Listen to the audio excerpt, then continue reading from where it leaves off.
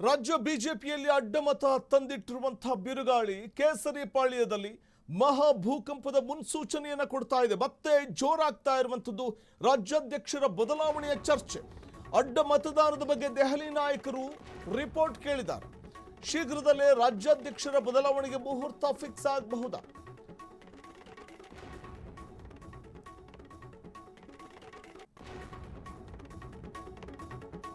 ಕೆಲವೇ ದಿನಗಳಲ್ಲಿ BJP high command ನಿರ್ಧಾರವನ್ನ ತೆಗೆದುಕೊಳ್ಳಲಿದೆ. ರಾಜ್ಯದಲ್ಲಿ ಬಿಜೆಪಿ ಎಲ್ಲ ಒಂದ್ ಕಡೆ ಬಹುದೊಡ್ಡ ರೀತಿಯಲ್ಲಿ ಹಿನ್ನಡೆಯನ್ನ ಅನುಭವಿಸ್ತಾ ಇದೆಯಾ? ಪಕ್ಷದ ಸಂಘಟನೆ ಬಲವರ್ಧನೆಯ ಮೇಲೆ ಮತ್ತೆ ಪಕ್ಷದ ವರ್ಚಸ್ಸಿನ ಮೇಲೆ ದೊಡ್ಡ ಮಟ್ಟದ ಪರಿಣಾಮವನ್ನು ಬೀರುವ ಸಾಧ್ಯತೆ ಇದೆ. ಬಿಜೆಪಿಯಲ್ಲಿ ಹಿಡಿತವನ್ನು ತಪ್ಪಿರುವಂತಹ ನಾಯಕತ್ವ, ಹಾಗಾಗಿ ಮತ್ತೆ ಬಂಡಾಯ ಏಳುವ ಮುನ್ಸೂಚನೆ ಕಂಡು ಬರ್ತಾ ಇದೆ. ಹಿಂದಿನಿಂದಲೂ ಕೂಡ ಆ ಬಣದಿಂದ ಬಿ.ವೈ. ವಿಜೇಂದ್ರ ಬದಲಾವಣೆಗೆ ಒತ್ತಡ ಕೇಳಿ ಬರ್ತಾನೆ ಇತ್ತು. ಬಿಜೆಪಿ ಶಿಸ್ತಿನ ಪಕ್ಷ ಅಂತ ಕರೆಸಿಕೊಳ್ಳುತ್ತೆ, ಆದರೆ ಆ ಶಿಸ್ತು ರಾಜ್ಯ ಬಿಜೆಪಿ ನಾಯಕರಲ್ಲಿ ಇಲ್ವೇ ಇಲ್ಲ ಅನ್ನೋದು ಜನಸಾಮಾನ್ಯರು ಮಾತಾಡಿಕೊಳ್ಳುವಂತಹ ಪರಿ. ಇದು ಬಿಜೆಪಿಯಲ್ಲಿ ಶಿಸ್ತಿದ್ದಿದ್ರೆ ಇವತ್ತು ಕ್ರಾಸ್ ವೋಟಿಂಗ್ ಆಗ್ತಾ ಇರಲಿಲ್ಲ. ಪರಿಷತ್ ಚುನಾವಣೆಯಲ್ಲಿ ಬಿಜೆಪಿಯಲ್ಲಿ ಶಿಸ್ತಿದ್ದಿದ್ರೆ ಪರಿಷತ್ ಚುನಾವಣೆಯಲ್ಲಿ ಮುಖಭಂಗವಾಗ್ತಾ ಇರಲಿಲ್ಲ. ಹಿಂದಿನಿಂದಲೂ ಬಿಜೆಪಿಯಲ್ಲಿ ಶಿಸ್ತಿದ್ದಿದ್ರೆ ಬಣ ರಾಜಕಾರಣ ಆಗ್ತಾ ಇರಲಿಲ್ಲ. ಬಿ.ವೈ. ವಿಜೇಂದ್ರ ಬದಲಾವಣೆಗೆ ಈಗ ಒತ್ತಡ ಕೇಳಬರ್ತಾ ಇರುವಂಥದ್ದು ರೆಬಲ್ಸ್ ಬಣದಿಂದ. ಸ್ವಪಕ್ಷದ ಶಾಸಕರ ಮೇಲೆಯೇ ಹಿಡಿತ ಸಾಧಿಸುವಲ್ಲಿ ವಿಜೇಂದ್ರ ಫೇಲ್ಯೂರ್ ಆಗಿದ್ದಾರೆ. ಶಾಸಕರ ಚಲನವಲನಗಳ ಮೇಲೆ ಗಮನವನ್ನು ಹರಿಸ್ತಾ ಇಲ್ಲ ವಿಜೇಂದ್ರ. ಇಂತಹ ಅಧ್ಯಕ್ಷರು ಬೇಡವೇ ಬೇಡ ಅಂತ ಇರುವಂಥದ್ದು ರೆಬಲ್ಸ್ ಟೀಮ್.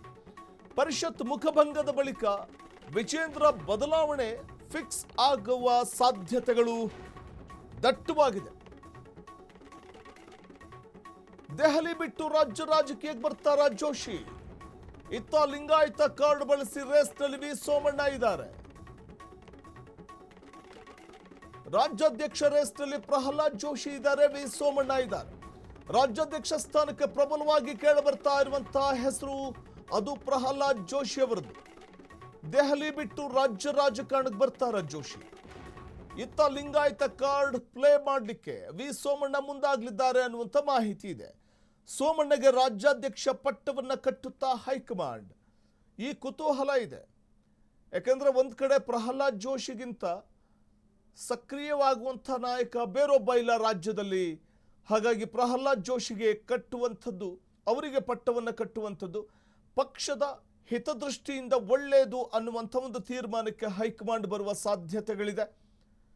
ಬಿಜೆಪಿಯಲ್ಲಿ ಅಂಥ ವರ್ಚಸ್ವಿ ನಾಯಕ ಯಡಿಯೂರಪ್ಪನವ್ರನ್ನ ಹೊರತುಪಡಿಸಿದ್ರೆ ಸದ್ಯಕ್ಕೆ ಬೇರಾವ ಮುಖಗಳು ಕಾಣ್ತಾ ಇಲ್ಲ ಅಂತ ಸ್ವತಃ ಪಕ್ಷದ ಕಾರ್ಯಕರ್ತರೇ ಮಾತಾಡ್ಕೊಳ್ತಾರೆ.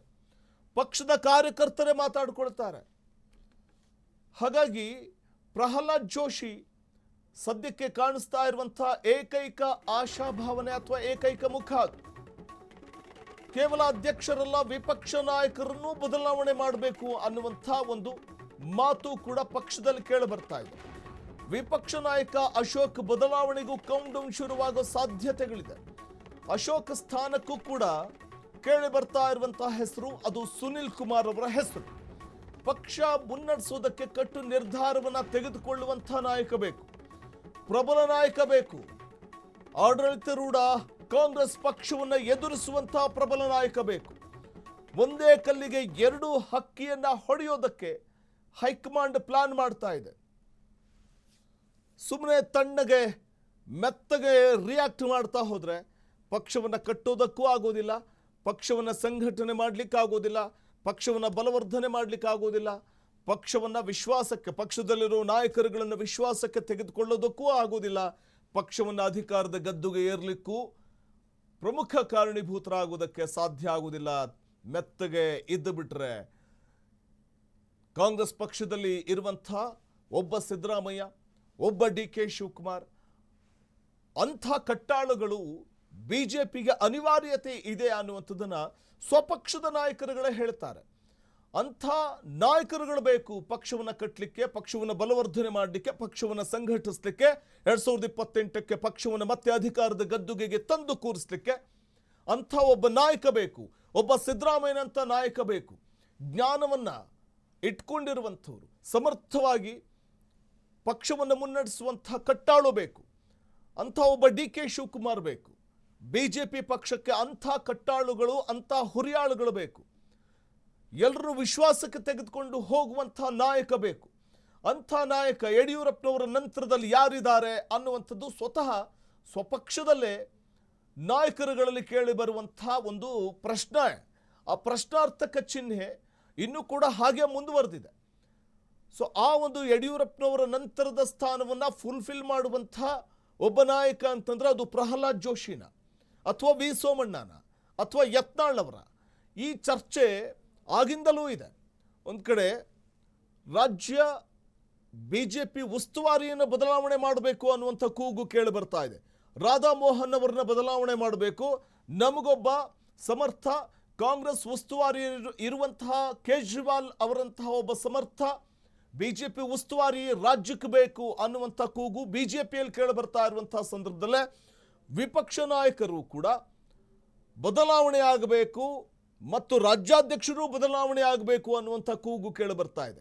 ಆಗ ಮಾತ್ರ ಸ್ಥಳೀಯ ಸಂಸ್ಥೆ ಚುನಾವಣೆಗಳು, GBA ಚುನಾವಣೆ ಅಥವಾ ಮುಂಬರುವ 2028ಕ್ಕೆ ಪಕ್ಷವನ್ನು ಅಧಿಕಾರದ ಗದ್ದುಗೆಗೆ ತಂದು ಕೂರಿಸಲಿಕ್ಕೆ ಮಾತ್ರ ಸಾಧ್ಯ ಅನ್ನುವಂಥ ಮಾತುಗಳು ಕೇಳಿ ಬರ್ತಾ ಇದೆ. ಅದು BJP ಪಡಸಾಲೆಯಲ್ಲೇ. ಹಾಗಾಗಿ BJPಯ ಹೈಕಮಾಂಡ್ ನಾಯಕರು ಯಾವ ನಿರ್ಧಾರ ತೆಗೆದುಕೊಳ್ತಾರೆ ಈ ವಿಚಾರದಲ್ಲಿ? ಪರಿಷತ್ ಚುನಾವಣೆಯ ಮುಖಭಂಗಕ್ಕಿಂತ ಮತ್ತೇನು ಮುಖಭಂಗ ಬೇಕು? ಹಾಗಾಗಿ ಮತ್ತೆ ಎಡವಿ ಬೀಳುವಂಥ ಸಾಧ್ಯತೆಗಳು ಮುಂದಿನ ದಿನಗಳಲ್ಲಿ BJPಗೆ ಬರಬಾರದು ಅನ್ನುವಂಥ ಕಾರಣಕ್ಕೆ BJP ಹೈಕಮಾಂಡ್ ದೊಡ್ಡ ನಿರ್ಧಾರವನ್ನು ಸದ್ಯದಲ್ಲೇ ತೆಗೆದುಕೊಳ್ಳುವ ಸಾಧ್ಯತೆಗಳಿದೆ.